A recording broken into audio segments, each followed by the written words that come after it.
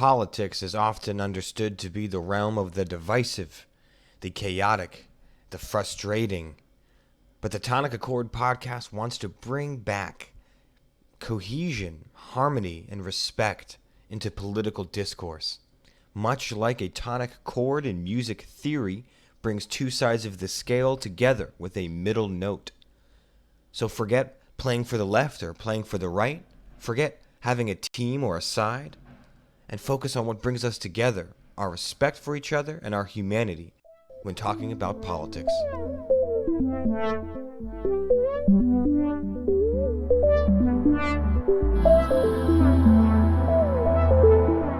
Hello, and welcome back to the Tonic Accord podcast.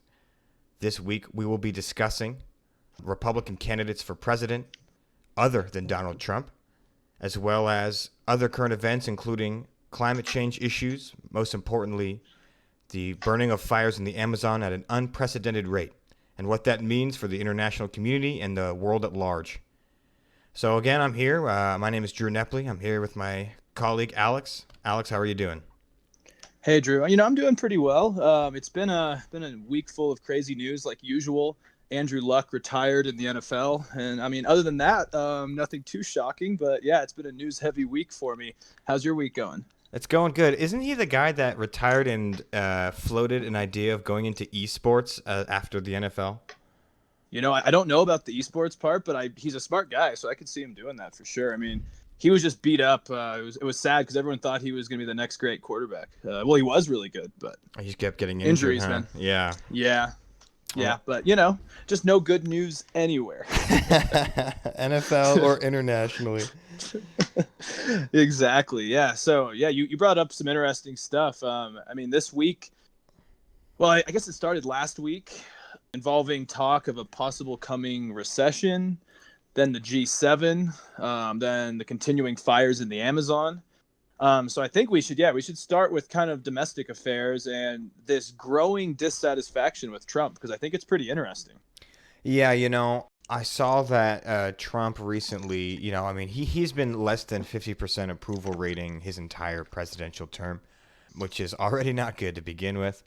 But I think he's at the lowest point he's ever been currently, and I think a lot of that has to do with, his handling of the G7, various tweets about other congressmen and women, various tweets about his own Federal Reserve guy that he appointed, likening him to an enemy.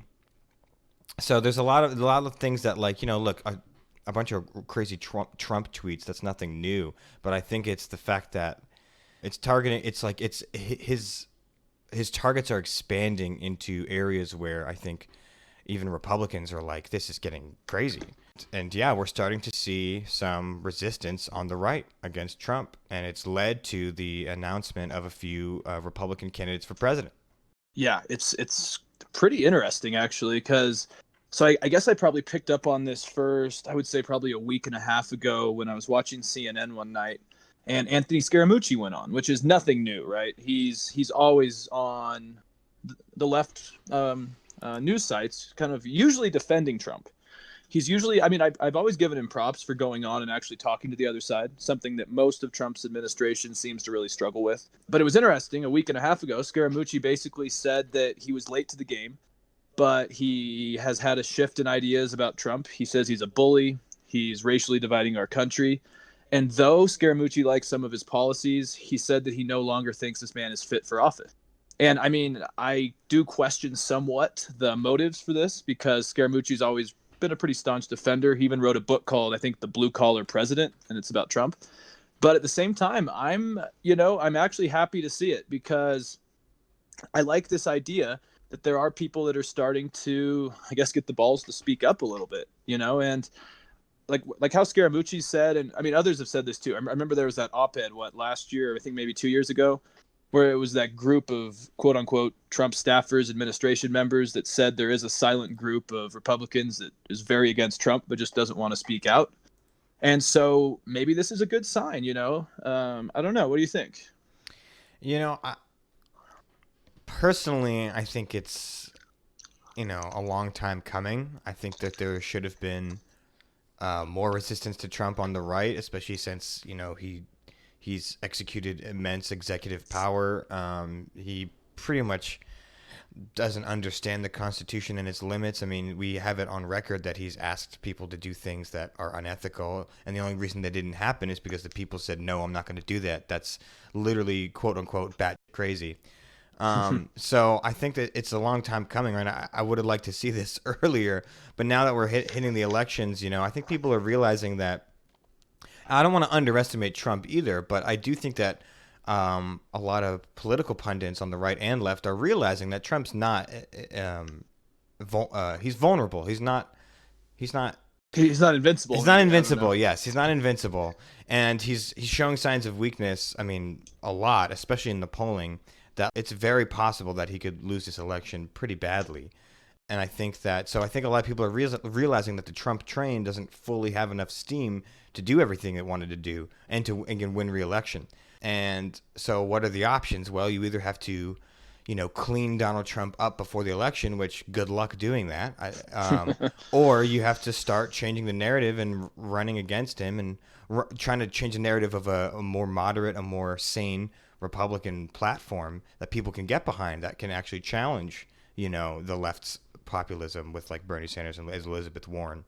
I personally don't think any of these new candidates on the Republican side will take the nomination away from Trump, but it's definitely a telling sign that, whether it's what used to be whispers underneath tables is now out in the open, that Republicans are pretty unhappy with some of the things Trump's doing. So, one of the main guys that's been most vocal as a Republican against Trump's policies, who is now running for president against him, is Joe Walsh. He's a former U.S. representative in Illinois. He was also a conservative radio host, and he said very recently that he's going to run for president. And he says, he says right here, I'm going to do whatever I can. I don't want Trump to win. The country cannot afford to have him win. And if I'm not successful, I'm not voting for him. So he said that last Thursday. Yeah, I wanted to say something on Joe Walsh because it's funny. I actually just finished watching something about him right before we started recording. The way I call him Trump 2.0, but he looked in the mirror and decided to change his views. He's one of the birthers of the birtherism movement. Right. He was a Tea Party member, staunch conservative, actually mirrored a lot of Trump's views and was a huge staunch supporter of Trump at the beginning, with an asterisk there, not actually after his presidency began. Right. And Joe Walsh was on, I think it was Morning Joe, and he was telling Joe Scarborough basically that after seeing Trump as president relaying the views that I had during my time in Congress, he said that it made me feel ashamed for what I was saying for all these years.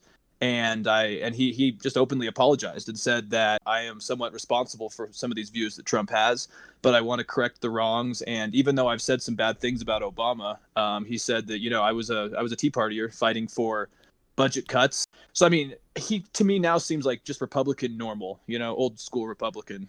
Absolutely. And, he has the ability to step back and realize, just because I have an R next to my name doesn't mean I have to go all in on whatever Trump does. And I think, unfortunately, I think a lot of the lawmakers in Washington think that's the case, right? That's kind of been the strategy. Is I don't think anyone would agree that Trump was the best option in 2016, but he won.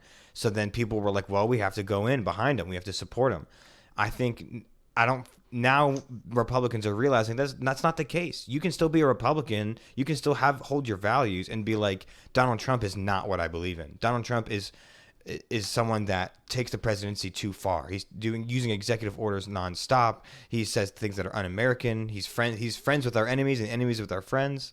None of that necessarily goes against, none of that is a direct attack on Republican values. Like, you can still hold the values of a Republican and not support the president. And so it's just good to see that there's actually, prominent Republicans and conservative voices that are finally now getting to that point where it's like, I have to stand up for what I believe in and go against someone that has skewed the Republican Party.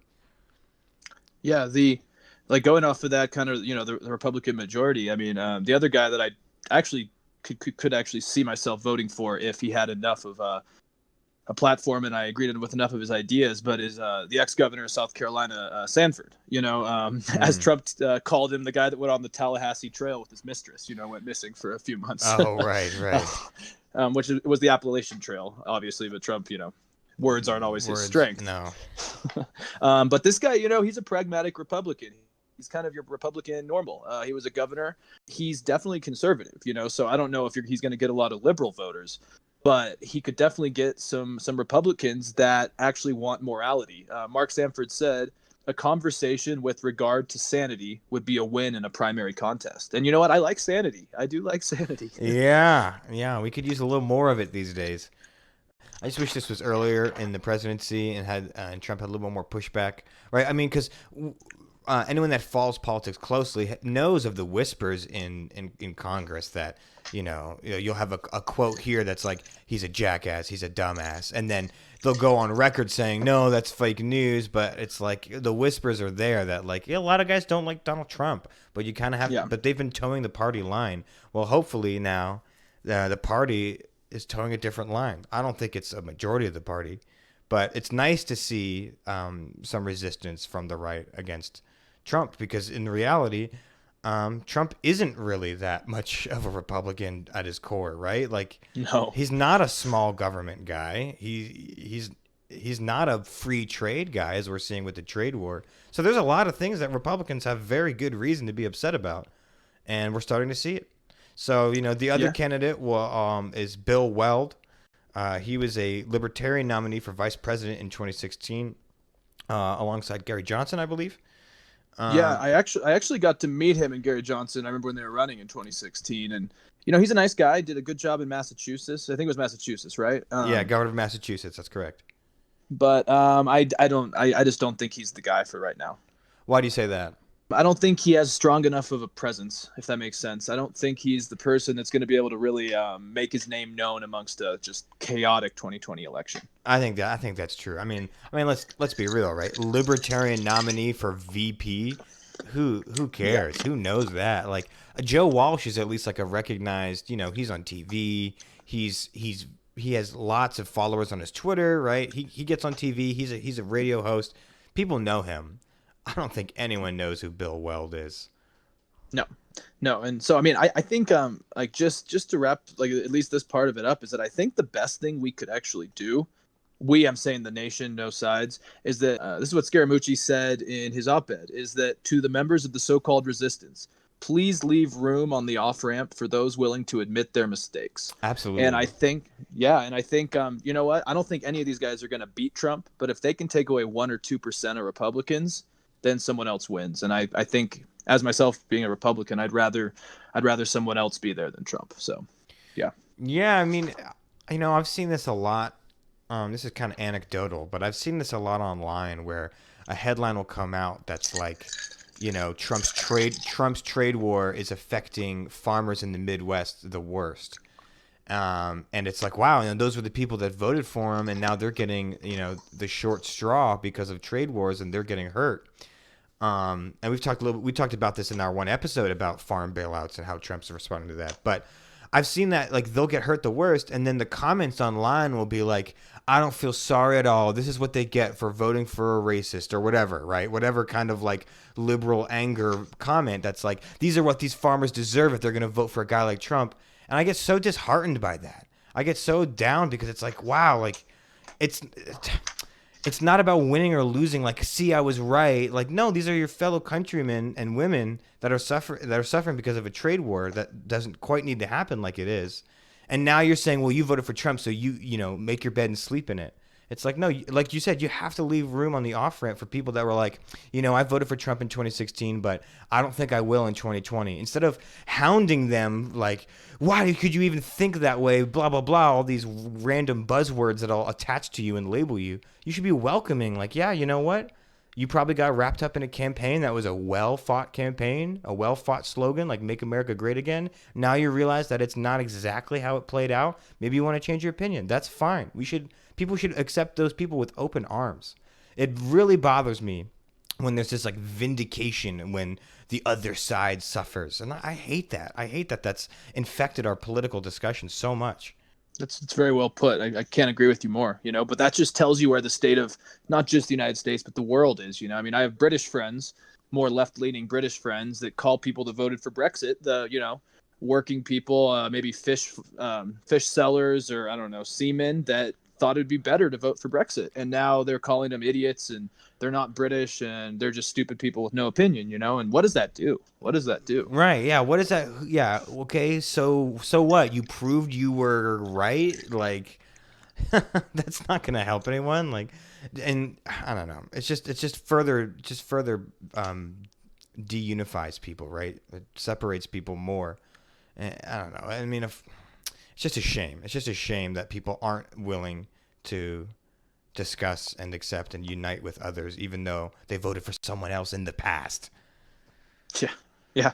But that's where we're at. And I mean, so why don't we move on to the kind of gateway to our next topic, the G7 summit that just wrapped up in Biarritz, France. Right. So, again, some of the reasons people have been having a little bit less faith in Trump is the handling of some of these massive summits. Recently, the G7 went down, and there's been a couple debacles, right? Well, one was that, Trump said it was Obama's fault that Russia left it, the G8, to make it the G7, which is, I think just not true, right? The reason that happened was Russia annexed Crimea, and then the rest of the G8, the other G7, unanimously voted to kick Russia out as punishment for the illegal annexation. Nothing really to do with Obama individually. So that was a kind of a blunder. And then we have another blunder, right, where Trump didn't attend the meeting on climate change and the action to address what's happening in the Amazon. Yeah, that I've read some really funny stuff today about Trump not making the climate part of the meeting, and he said, "Oh, he didn't know what was going on, or he met with them at a different time." His staff is saying, "Oh, he actually talked with the Indian president Modi on the side about it." It's like, man, it's all BS. We all know where he stands on climate, Right. And yeah, I mean, I actually was interested with him this year in the G7 because to me, he looked like he had his tail between his legs a little bit. I think it was after the recession talks, the trade war, his dropping in popularity, like you mentioned earlier, because the U.S. curve has inverted before each recession in the last 50 years. Right. And it did last week. And Trump got to go to this G7 right after this news and right after bouncing off of payroll, tax cuts, and just everything. And he just seemed like a guy that was actually more willing to just kind of go along because he wasn't that fiery, if you know what I mean, at this G7. Interesting. Yeah, because I mean, he actually on Friday, after China imposed new tariffs, Trump said he hereby ordered, American companies to start leaving China. But then on Sunday, after having second thoughts, he said he actually didn't want to do this escalation. He also wants to have better peace and diplomatic talks with Iran, with President Emmanuel Macron of France. And so it's kind of interesting. You're seeing that he did kind of step back a little bit. I'm not saying he did anything that great, but he did actually not put fire to the conversation. Well, I'm glad that he didn't put fire to the conversation, right? I'm I'm glad that there was less inflammatory language than in the past. I still don't think it's a good showing for the United States. I mean, let's be real. You say you don't show up to a climate meeting with other major leaders, and you say, "Oh, I didn't know it was happening." I mean, come on, that's BS. Like you have an entire staff that tells you exactly where to be at every moment. I just don't buy. Don't buy it. Yeah, and when one of seven is not there, you think it would just be common sense to go, where are the other six? Yeah, it's not. It's not the first. It's not like the first day of a new college semester. And you don't know where your Spanish class is. It's the G7 summit. Like, I don't know. It's a shame. But I did hear about that. Macron wanted to get the Iranian president and Trump in a room together to talk, and I think and the fact that Trump is somewhat receptive to that is a good sign. I am all for that. I am all for diplomatic meetings. I've said it before, right? With Trump meeting Kim Jong Un. Un, yeah. Right? I mixed up the two. Kim Jong Un in North Korea, right? People made fun of him a lot for it, but I thought it's all good stuff. I want the diplomatic talks to be there as long as they're, actually talking about important things and being diplomatic about it. But yeah, I would love to have a meeting between the U.S. and Iran because that situation is another strange stalemate where people are the Iranian people are suffering, but we still have to figure out what to do with a corrupt and kind of untrustworthy government. Yeah, completely. And I mean, just to put it into context, the first time, the American and Iranian leader met was in 1979, and it hasn't really happened since then. Yeah, that would So be that was huge. during the hostage crisis. Right. Yeah, and so I think we're seeing that Macron. I give him a lot of props. Him and Trump actually seem to maintain a decent relationship, and Macron seems to kind of be able to, work with Trump. I like Macron a lot. I know he's had some issues domestically, but I think as an international leader, he's done a great job. Yeah, I would agree. And and Macron has been able to work with Trump, to put it lightly. Right. So why don't we talk about the meeting that Trump missed and what the big topic was with that meeting? Yeah, so let's give a little contextual background the Amazon, right? The Amazon is most of it is in Brazil, parts of it are in other countries surrounding. But what happens is every year some parts of the Amazon are clear cut down to trunks, and then the trunks and other wood timber that has been cut is then burned. This is mostly used to make way for cattle ranches as well as different types of farms. And Brazil used to have a problem with this in the late 90s, early 2000s. But then they enacted some legislation in the early 2000s to really crack down on illegal deforestation. And it worked. It actually worked. They were able to reduce the deforestation by 75% between 2004 and 2012. So it was an effective campaign. Deforestation was declining as far as the rate at which it was happening. And everything seemed to be kind of okay. Well, recently, Bolsonaro, who is I would consider right-wing populist candidate in Brazil, has become the president. And he has kind of given a green light for not just coal, any kind of mining, forestry, and cattle ranching to deforest what they need of the Amazon to pursue their industries, right? Bolsonaro ran on there's too much environmental regulation. We want to reinvigorate our economy. That's kind of his mantra. And now the deforestation is showing that this is his rhetoric and his kind of idea is now being put into effect by industries in the Amazon. So recently, as of this year, we've seen a massive increase in the rate of deforestation in the Amazon, up close to 280% in the month of July compared to last July. And so it's caused a lot of worry around the world, and people are concerned about the rate of the deforestation and the impacts it may have on the world climate as a whole. And so that is was addressed at the G7 summit, and that is the meeting that Trump was absent from. I wanted to go off on that because I think you said it well, that this is not just a issue now being posed towards South America or the Americas or the Southern Hemisphere. It's a world crisis if the Amazon continues burning at the rate it's at. I think they estimate that over 72,000 fires have been reported in the country. That's from the Brazil's National Institute for Space Research, because, let it be known that the smoke has been seen very visibly from outer space. Right.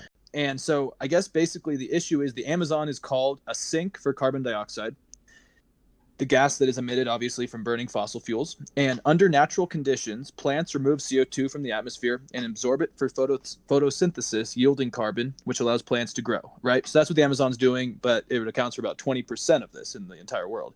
And so increased deforestation in concert with other ecological conditions could cause the Amazon to become a source of CO2 instead of a sink for it. So instead of being pretty much the lungs of the planet, it could actually become the cigarette of the planet. Yes. if we burn enough of the forest. And so I guess my issue though with this whole discussion going on right now, and I think Macron and some others have recognized this, is that we are looking at this as being a completely climate crisis. It's not. This is not a climate crisis going on in the Amazon right now. It's a political crisis. It's, I guess, what you could call a manufactured crisis by a right-wing, very pro-economic regime in Brazil. And so, I've seen all over Facebook and social media, we need to start boycotting, meat companies from the Amazon. We need to start buying clothes that's, have this green seal of being renewable. And I'm like, yeah, I mean, we should definitely do this anyways, because it's going to become a climate issue. But right now, we should not treat this as a climate change issue. We need to treat this like a political issue, and we should sanction Brazil. We need to tell the Bolsonaro regime that this is not acceptable. Right.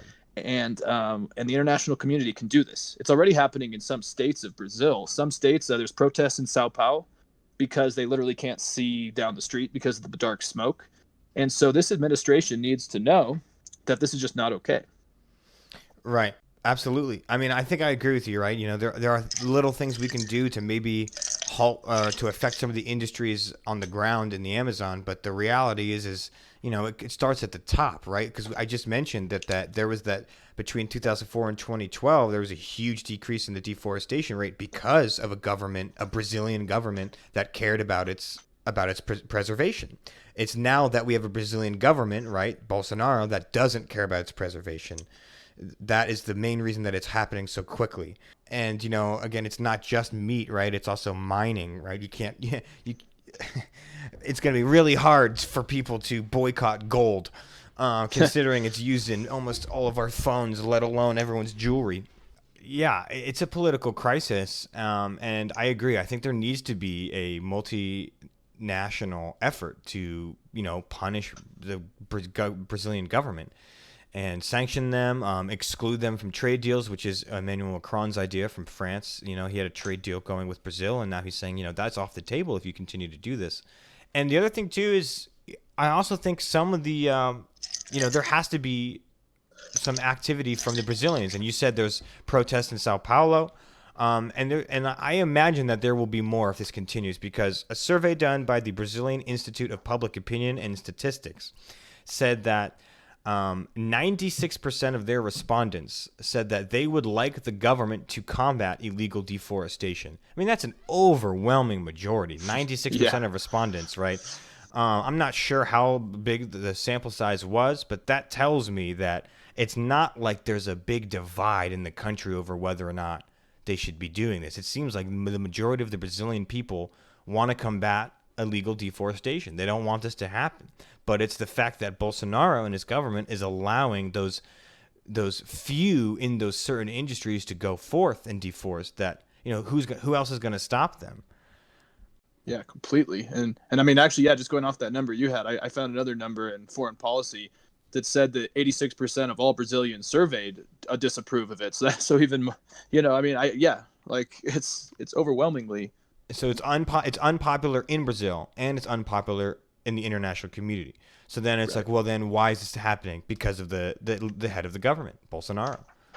Yeah, and that's why, I think actually of the issues that we are currently facing in the world, this one could be easier to squeeze out just because it is more unifaceted. It's not a multifaceted issue like we have in other parts of the world. And I just think, God, the staggering stat, I'm sorry, I'm just going to give us a scary number for a moment, is that even if people were to replant half a continent worth of trees, the diversity of creatures across the Amazonia, once lost, will not be replenished for roughly 10 million years.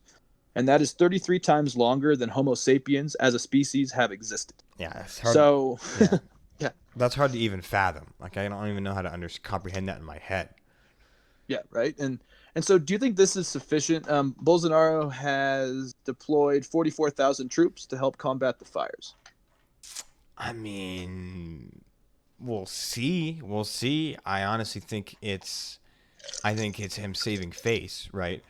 Because when this first started to happen, right, a week or a week and a half ago, this has been happening since June, but when the media and the world eyes started to go towards Brazil, he said it was environmental groups aiming to tarnish his administration that were causing the fires. I mean, that's a full-blown tinfoil conspiracy, right? I mean, look, sure, Greenpeace might have a cringy protest here and there, but I doubt Greenpeace would go as far as to literally deforest the Amazon to make Bolsonaro look bad. I mean, that doesn't make any sense to me. That's ridiculous that his enemies are causing the fire to make him look bad. No, man, it's like, we all know you're pro mining industry, pro farming industry. This is just what happens when you are that. So Yeah. yeah, so I think it's Bolsonaro's saving face, right? He knows that the eyes of the world are on him, so he's I'm going to send troops. Okay, so let's say those 44,000 troops go there. Was it 44,000? Yes, sir. They go there and they stop all the fires. Great. What's to say that's not going to happen again next year when it's the burning season? What's the long-term thing? He needs to actually make legitimate, like, legal change to prevent this from happening. Completely. And I'm a little concerned is that while an international response seems to be on the table, our good old president of the United States I could see definitely siding with Bolsonaro. Right. The United States, again, is one of the biggest responders of soft power in the world. And if we're not on board, I mean, how much can we actually do? I saw an interesting point the LA Times mentioned. Now, I don't want it to sound like I have a tinfoil hat and I'm thinking of this long-term conspiracy, but they did mention that increasing the amount of farmland in Brazil, right, by deforesting the Amazon, would allow for things like soybeans to be grown, and that could provide an alternative to China. If the trade wars go more and more south, you could have the alternative be to buy Brazilian products. So it could be the idea that, the U.S., or well, not the U.S., but Trump and his administration don't want to get involved with this like ecological battle because it might be beneficial if there are to be more farming industry in Brazil, to use that as an alternative to Chinese goods. I don't think that's the sole reason that Trump hasn't spoken up about it. Again, I don't want it to sound like this is like a long-term conspiracy, but I have to imagine it's on the mind, right? I have to imagine that it's a thought that, hey, if Brazil has more farmland, we can use that as an alternative to China. Yeah. Yeah. I mean, like you said, I'm sure there's a multitude of reasons, but of course that would definitely be on the table. And I know, I mean, ethanol, a lot of things are already being exported down there, so it's true. I mean, the reality is, and it's the reality that's not popular, is that the Amazon, I was listening to a TED Talk a few years ago, and they were saying that the Amazon is going to be the place where we potentially find the cure for cancer, for AIDS, if there is one. I mean, the Amazon is so resource heavy that almost anything we could ever need to progress as a world is going to be found in there. But at what cost, Right. And I don't know, man. That's tough. That's really tough. But I mean, I could totally believe that point. So I want to talk about this international response that's being discussed, and I think they are going to look at discussing it at the United Nations General Assembly in September. But it's reforesting the Amazon. Basically, it was already happening in Brazil when you were talking, in the early thousands, after they were seeing a significant decrease in Amazon in the late 90s. Mm-hmm. And it wasn't as much reforesting. It was called that on paper, but it was more setting up policies that kept track of who was on what land. So it held more accountability for people that could be exploiting it. And it seemed to actually do a good job because it made either indigenous farmers, locals, whatever the case may be, feel like they were responsible for the land. And it's an interesting idea because I think it was since this report I was reading came out in 2016. And I think since then, obviously, it's decreased. But I think putting more accountability on regions would not be a bad idea. Absolutely. I mean, I agree. And I think, especially if you can track who's using it, why they're using it, and what for. And if there's any infractions, then the people can be persecuted for it, right? Absolutely. And I think that just goes back to the old philosophical idea of, you treat something better if you own it and you have responsibility for it yourself, right? What's that first rule of rental cars is it's not yours or something? Like drive it like it's not yours because it ain't or whatever. Like, people don't treat rental cars as good as their own because your own car you have to use every day and you're responsible for it. So I understand that premise, and I think though that's a common premise behind private property. But something so important as the Amazon, I don't think should be private property. But if it's attached to that notion of responsibility and accountability, then absolutely. If it seems to work, then it works. Yeah, it's just that tragedy of the commons idea, And I think actually the Amazon is probably a stamp, just symbol of that, is because no one, I think the Amazon spans 8 countries and over 40% of South America. It's going to be pretty damn difficult to control that and delegate space to different people. And then you have also indigenous people on this land that aren't even recorded. The Amazon is like the Wild West. It is truly like the Wild West, and so it's going to be extremely difficult. Yeah, it is. And yeah, it is. And that's why it's unfortunately in the world we have to have a, a, a form of accountability and governance past the nation, right? It used to be that the nation was the largest form of government, the United States, Brazil, right? Those governments, and then past that was just kind of anarchy, really. You'd have to figure stuff out. I think we're now realizing that the world is so connected and all of our problems are so connected, right? That something can happen in Brazil that can affect the rainfall, that can, end up affecting someone in Indonesia. So the reality is we have to have some form of accountability above the level of the nation state to now the global community. And then, but that goes into a whole other discussion of people are afraid of that idea, and people don't want to have kind of a global order or a global community.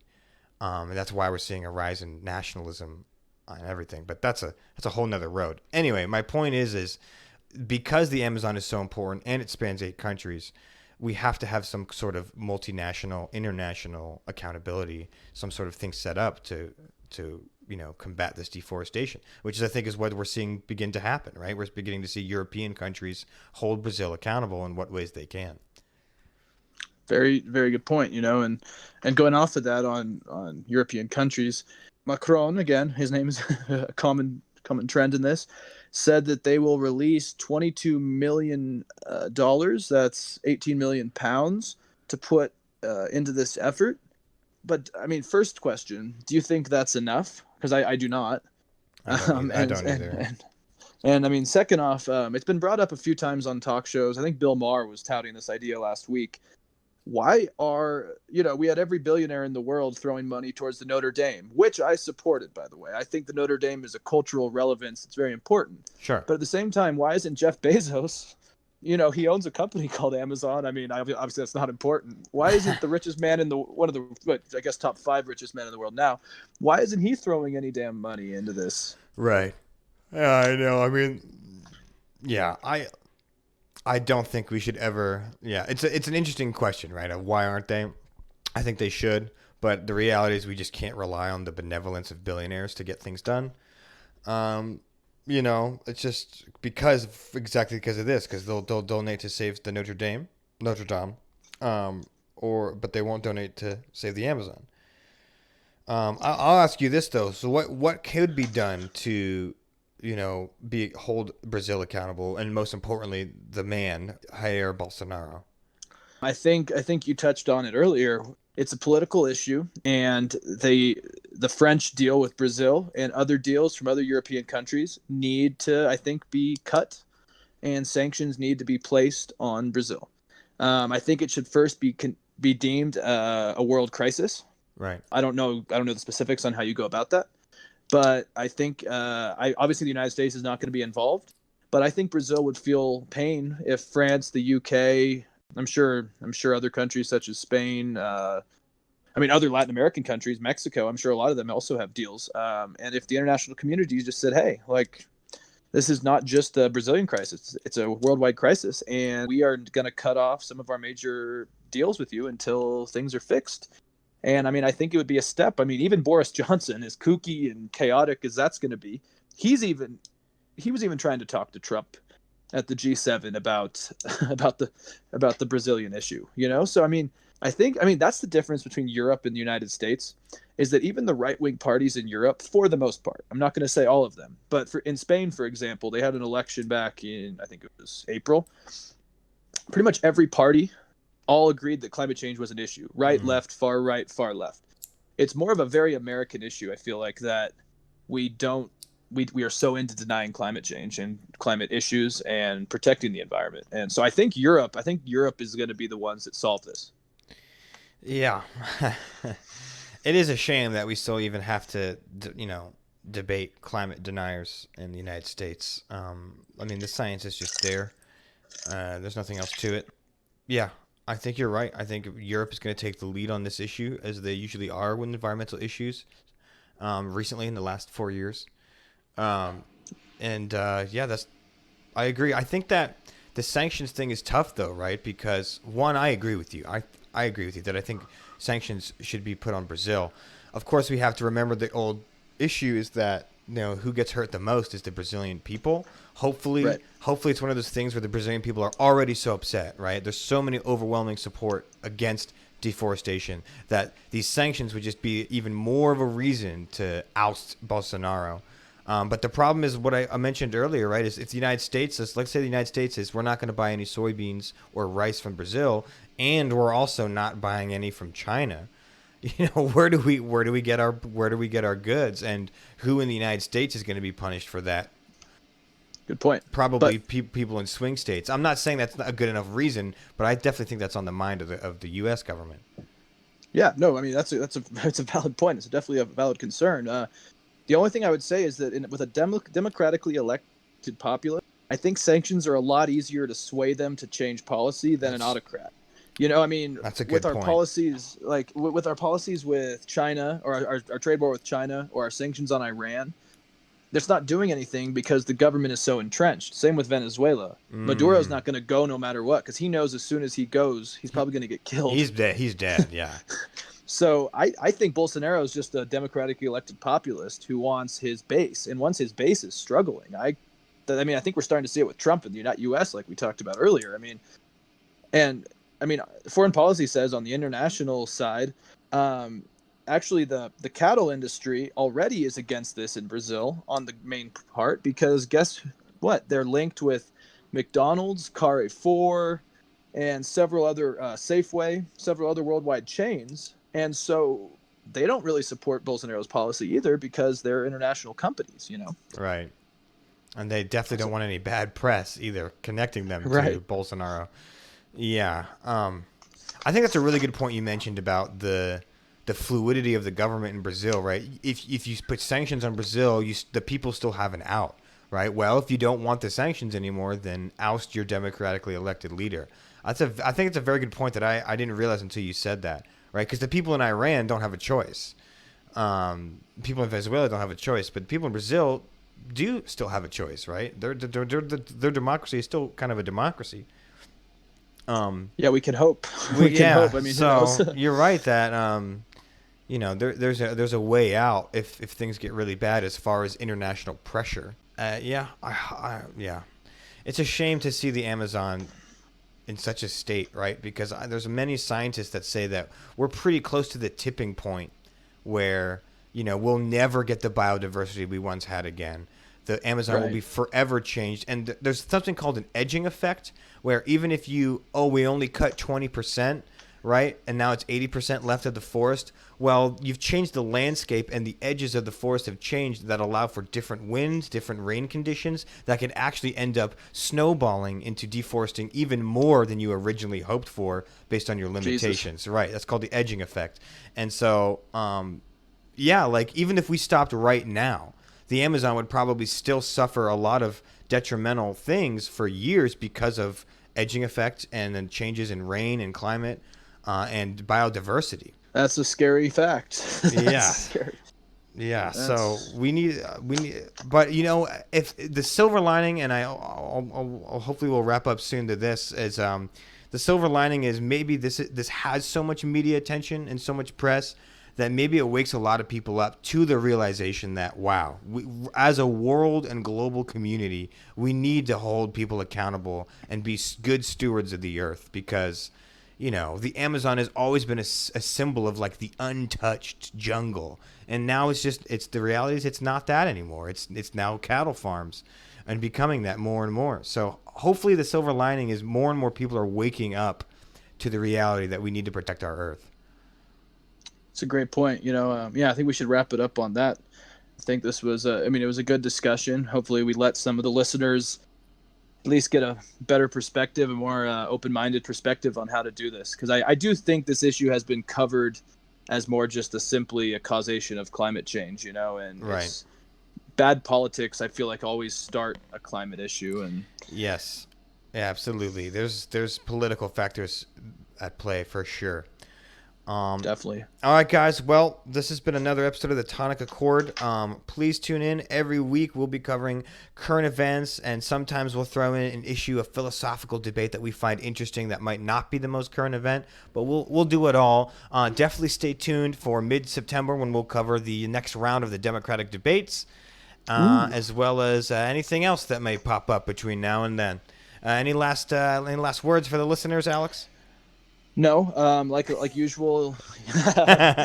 So yes, I do have a last word. Like usual, you can find us on YouTube at the Tonic Accord, Apple Podcasts at the Tonic Accord, Podbean at the Tonic Accord, and on Instagram and Facebook under the same name. Please tell your friends, even if you hate it. Tell your friends. If you completely disagree with us, tell us why. If you completely agree with us, maybe keep an open mind. Oh yeah. And we'll keep in touch. Have a great week. Take care, everyone.